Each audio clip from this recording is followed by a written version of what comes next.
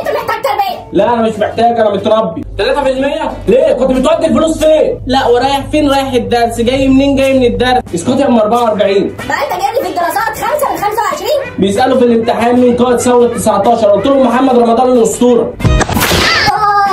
وعشان غنى مافيا يبقى قائد الثوره؟ بابا ده منزل اغنيه جديده اسمها 5 مكسره الدنيا. والعربي جايب لي فيها 10 من 50.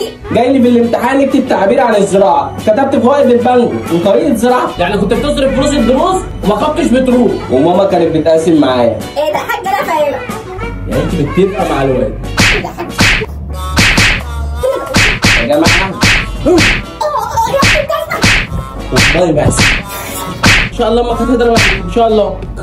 والله ما انا سايبك يا مان. ايه ده يا ابني الحوله.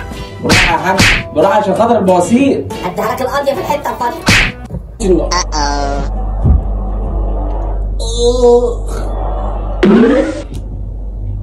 الحمد لله. طيب طريق السلامه انت بقى يا حاج.